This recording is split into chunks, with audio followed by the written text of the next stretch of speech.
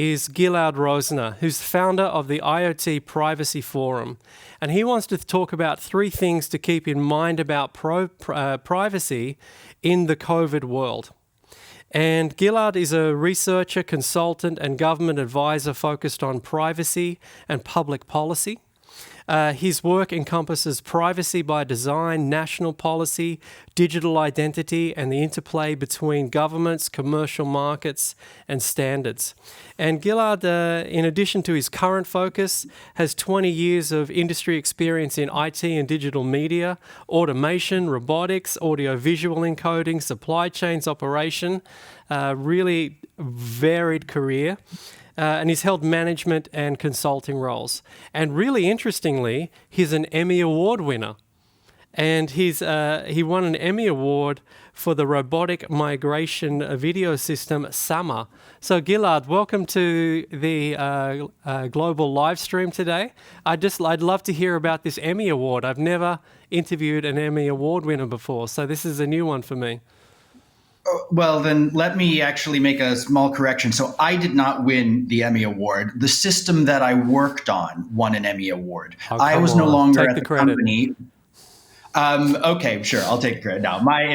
If any of my colleagues saw, I definitely have some credit within it because I had left that company by that point. I was there for 6 years, but I was employee number 3, and so there was a lot of me in that system, and so I definitely do feel the credit if my name was not in any way related. And I mean, and when the award came out, it's an Emmy for technical and engineering excellence, which I didn't even know existed. And then I found out from my colleagues that the system won the award. And so, of course, I remain incredibly proud of that system. As you should be.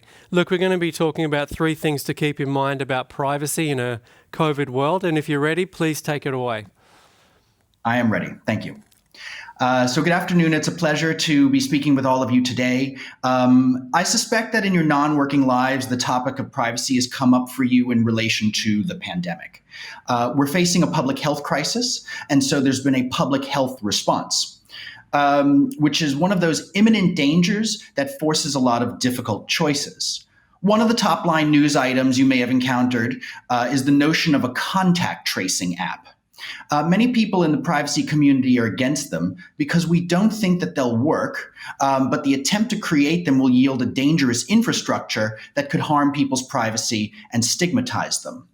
However, despite a lack of evidence that digital contact tracing will work, countries are sprinting to create such apps, and businesses are falling all over themselves to supply them. There's a term for this, and it's solutionism. The idea that there's a technological fix for any social problem.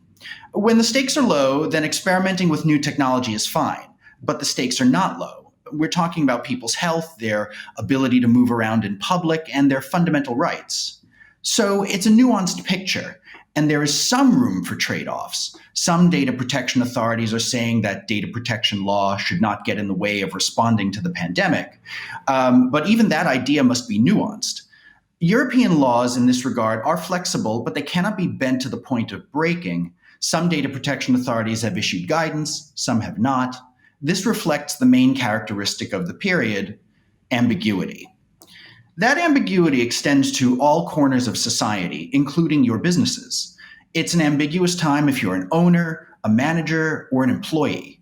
In relation to privacy and data protection, some businesses can turn to their DPO, their data protection officer, if they have one. Some can turn to their lawyers, although many small and medium-sized businesses may not have an existing relationship with one or cannot afford to engage one. That leaves many people having to cut through the confusion and uncertainty on their own in consultation with their colleagues. And honestly, that's fine.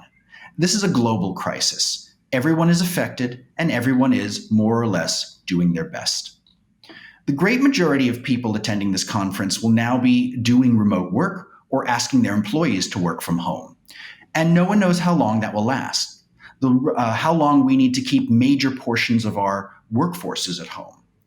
The risk of a recurrence of COVID-19 creates the need to plan for a future where working from home is normal and available.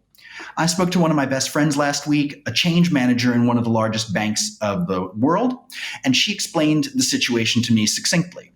Someone on your team Alex, lives at home with his 78-year-old mother. There's a spike in corona cases, or the next virus like it, and suddenly it's not safe for Alex to go into the office because he fears bringing the virus home with him. You're not going to fire Alex. Not only is he a great employee and it would be hard to replace him, but it might not be legal, to say nothing of ethical. So what do? Hopefully you've brought forward some lessons from now, from what we're going through today, to make that situation less ambiguous. Part of the way you accomplish this is through policies. They're necessary in regard to audits, but more importantly, they reduce ambiguity and create company memory. How many of you have worked somewhere that when someone left the company, it created a large, painful hole because that person took process knowledge with her or him?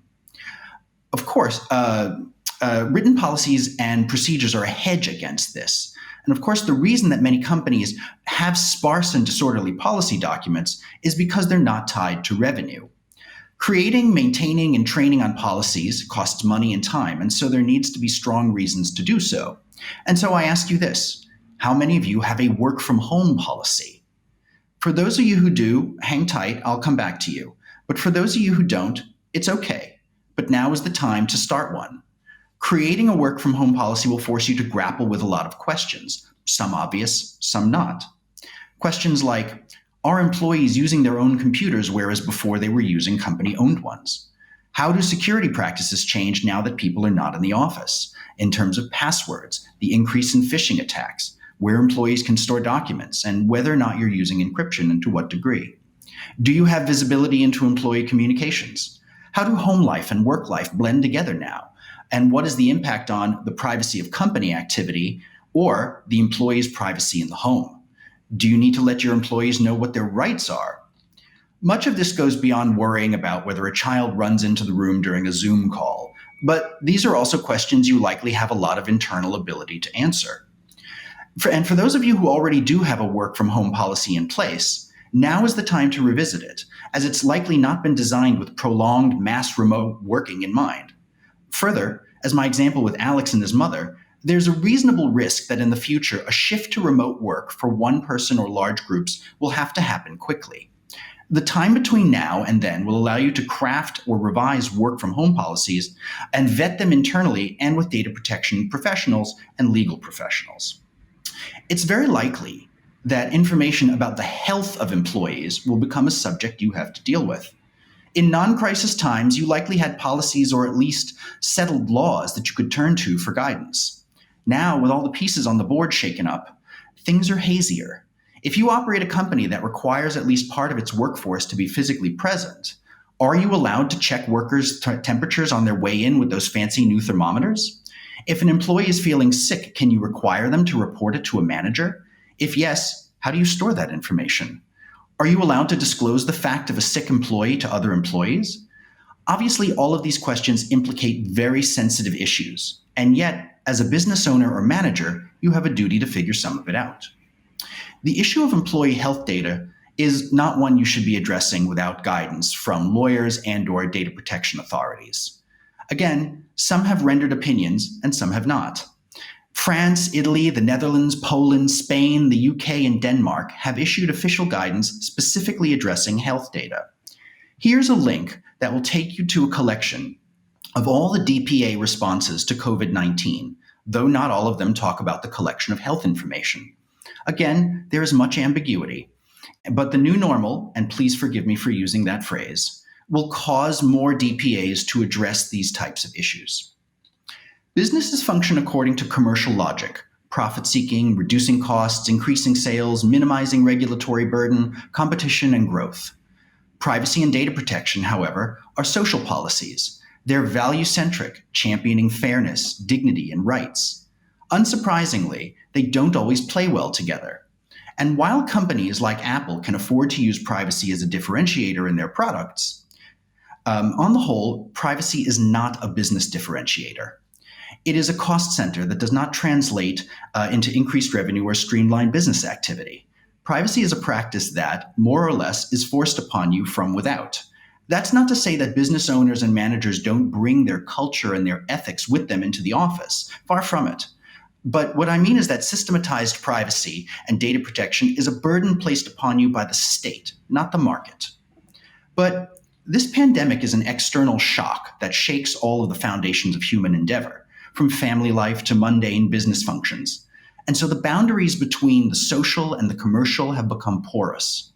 Cold calculations about employees as resources in a capitalist system must give way to more humanistic concerns about welfare, dignity, and privacy. Thankfully, this perspective is already baked into some of the fabric of European regulation. This situation is new, and so the response to it, yours, governments, the DPAs, and the courts, will be iterative. Again, everybody is doing their best. And so I want to leave you with 3 things to keep in mind about privacy during COVID and the post-COVID world. 1, any alteration in the way that you do privacy and data protection must be proportionate, defensible, evidenced, and temporary. 2, a work-from-home policy will help you grapple with privacy, data protection, security, operational, and productivity questions for your existing situation and the risk of a recurrence. And 3, beware of vendors promising you the moon. Everyone thinks their technical solution will solve your problems, but this is a new situation. And the GDPR, the Data Protection Law of the land, is still in an interpretive phase. Details matter. Make sure you ask the hard, ambiguous questions of any vendors you're speaking with. Thank you very much for your time. Thank you so much for your talk. It's a really interesting topic, and it's one that's not my field of expertise at all. So I would really love the audience to contribute questions to us about this and about the concerns they have. One thing that I could really imagine is that in the rush for companies to transition to remote working, Gilad, is that they've opened up a lot of holes in their privacy and their security. So what are some of the big mistakes companies are making as they rush to the remote work changeover? Well, so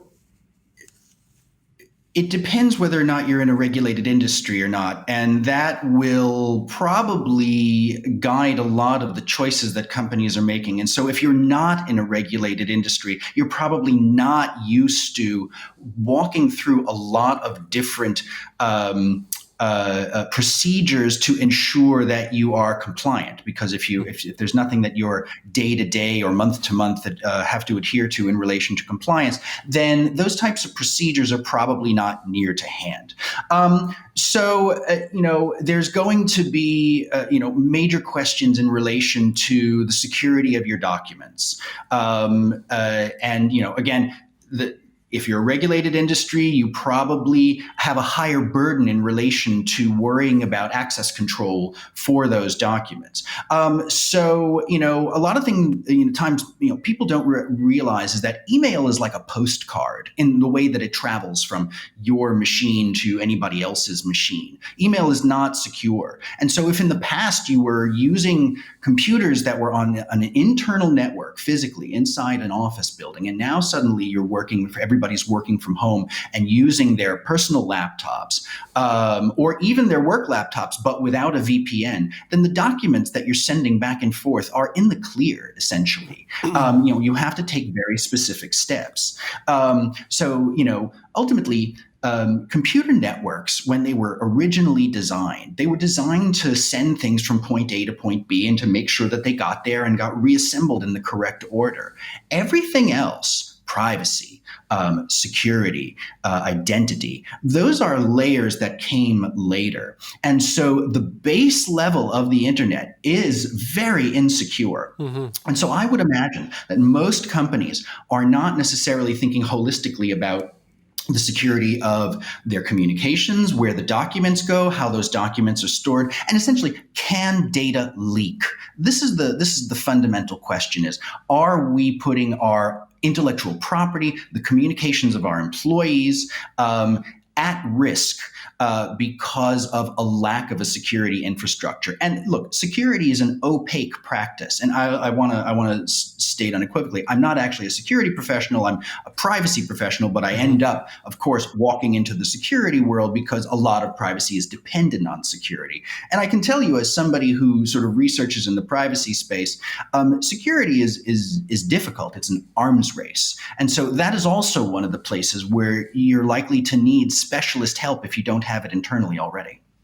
Yeah, I mean, I think you brought up some really good points, and the fact that when people work from home, they're often working on their own devices, and they may choose the device that works best. One of the challenges I think that a lot of organizations had was around controlling that, because once you start having a lot of video meetings, as people start working on their own tablets, maybe the equipment they have at home is better quality than what they've been using at work, so that they naturally gravitate towards using it. And once you send people home and you can't see what they're doing, how can companies really start to maybe develop policies around this quickly? So just to give you an example, yesterday when one of the speakers was talking about innovation, we had two speakers talking about innovation inside a company for remote working, and one of them was a security officer who was talking about you need to just have some basic checklists. So when people are making changes, they can look at the checklist and not be IT experts, but still make good decisions. What do you think about this? How would you handle it if you were running an organization with suddenly a distributed team? Yeah. So, it comes down to being aware of, the risks in relation to communications, transport and storage. In the sense that, are you conducting, let's say you have you come up with major categories. So the first one is communications: phone, email, text, Slack, that kind of stuff. If you are already using something like Slack, then you already have some security baked into it because it is that kind of a cloud service, and they're working with enterprises, and they understand that their infrastructure needs to be security conscious for businesses to be able to use it. If you're not, and you may be using that for part of your work, but if you are also using email, and a lot of us still just use plain old email, then you have to start to question whether or not you are sending sensitive information through email. And sensitive information doesn't have to be like your client's documents. It can be HR information. So firstly, I would look at communications and make a list of all the communications channels that you are using for internal communications and also external communications, and start to go down the list of that infrastructure and the reasons for the communication, and see whether or not there is security in place. Even just a sort of broad brush, like you can look at something like Slack and say, we have a sense that Slack has some security, and then you can go away and really look at what the specifics are. But then if you say, oh, we have email, no, that's totally in the clear. And so we need to stop using email for X purposes. And in theory, you could move a lot of communications to an existing, more secure platform that you hadn't been using for that before. Again, I'll keep using the Slack example. So let's say that Slack was being used on a per project basis, but it wasn't being used for standard communications from HR. In theory, you could create new channels that represent those higher risk communication patterns and move them to an infrastructure that already has at least some of the security done. There's going to be questions around document storage and document transport, and I use the word document quite loosely. Any kind of file. And so, there's always the nightmare story that you hear about somebody put all these files on a flash disk and left it on a bus. And so that is a real problem that has happened many a time. And so now that you're outside of your usual work network channels, the one of the next things to do on this list of priorities is to wonder about how documents and files are moved around amongst the company and external to the company. Again, regulated industries will be a bit more familiar with constraining that type of activity. But if you're not in a regulated industry, and those are very specific, then the movement of data, non-communications data in this case, is your next stop to wonder about. If somebody is working from home on a document that needs multiple versions, even version control starts to bubble up as a consideration. But from a security perspective, there's the question of, are you storing these documents on a home computer that hasn't been vetted for security? Like, in other words, if people are bringing their own devices now, the BYOD, but they haven't gone through some sort of concentrated security program, then those devices are potential risks for a security breach. And so in which case, wondering about where should those documents actually live if we can't have them live on our employees' computers, that becomes a question as well. And again, you have services like Dropbox that you can consider. Now, I don't know if necessarily Dropbox's security will meet everybody's needs, but at least it comes with some kind of baseline. And so, in theory, one of the better ways that you might be able to address this is to start to look at these more cloud-oriented services who've already had to deal with security for a broad number of reasons, because they've been around for a few years, because they've already had data protection authority action against them, or they built security in from day one. Those are tools that can potentially help in the remote working situation. Yeah, look, I think, the insights you've given us, everything from, controlling the versions of documents to how insecure email is fundamentally once you're sending it through Wi-Fi. They're all things organizations, of course, need to be aware of. And in this, when we now move out of this lockdown, and some people want to continue working from home more, if you were to just give us a quick 1-2 minute takeaway of what you think companies should focus on first. What are the first trapdoors that they fall through with security that they should really take a long, hard look at? If you give me like a 1-2 minute answer on that.